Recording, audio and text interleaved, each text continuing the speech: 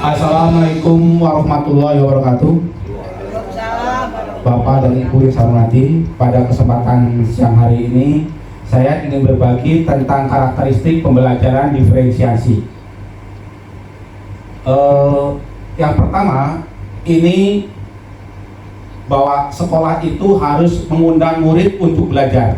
Artinya sekolah itu harus nyaman. Sebenarnya hal yang seperti ini sudah disampaikan oleh Ki Hajar Dewantoro bahwa sekolah itu sebagai taman, sehingga anak-anak kita itu betah di sekolah. Itu yang pertama. Jadi kata kuncinya, siswa harus betah tinggal di sekolah, karena sekolah ini sesuatu yang sangat menarik. Yang kedua, pembelajaran kita harus jelas dan terkait. Artinya materi ini berikutnya untuk apa dan gunanya untuk apa. Yang kedua. Yang ketiga, itu harus terintegrasi. Jadi ketika kita mengangkat suatu materi, ini untuk perguruan tinggi bagaimana? Untuk dunia kerja bagaimana? Lalu yang keempat, tentang kebutuhan belajar.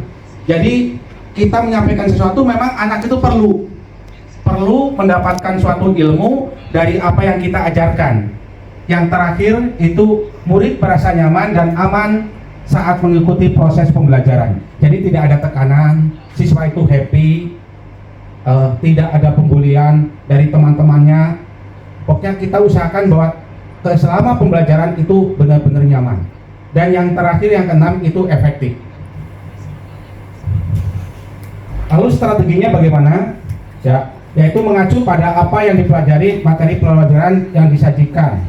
Yang kedua, harus kita modifikasi materi itu. Yang ketiga, keluaran atau sarana dimanapun murid mendemonstrasikan apa yang sudah dipelajari berupa produk, jadi dari kontennya, prosesnya, dan produknya. Lalu untuk mau sukses, kenali dulu muridnya. Jadi artinya apa? Kita harus melihat latar belakang siswa, ya. Bukan berarti kita membeda-bedakan, tapi kita harus memfasilitasi ketika siswa itu yang posisinya barangkali di kelas bawah, kelas menengah, dan kelas atas. Begitu kita lagi mengajar di posisi kelas menengah, kelas yang atas juga harus kita perhatikan dengan pembelajaran yang lebih posisinya. Jadi ketika terstandar untuk anak-anak kelas menengah, maka yang tinggi diberikan suatu materi yang lebih dibandingkan anak-anak menengah dan yang bawah. Tapi ketika kita akan pada anak ke bawah, anak yang paling bawah juga harus kita perhatikan. Dia kebutuhan apa yang kita dianggapnya itu perlu, seperti itu. Karena siswa itu tidak semua yang kita sampaikan itu memahami. Jadi kita lakukan suatu pendekatan secara personal. Itu aja barangkali nanti kita kembangkan secara bersama-sama. Barangkali ada pertanyaan? Aja ada yang ngacu. So, ya. Silakan barangkali Bapak dan Ibu ada sesuatu yang ditanyakan? Ya silakan Ibu. Berdiri apa duduk, Pak? Berdiri aja Bu, supaya kita lihat.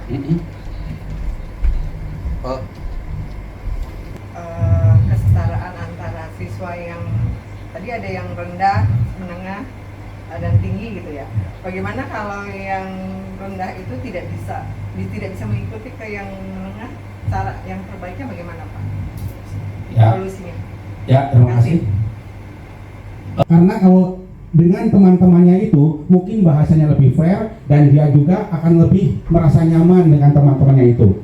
Tapi setelah hasil itu tetap kita selaku guru memonitor tentang keadaan siswa yang tadi di tingkat bawah itu.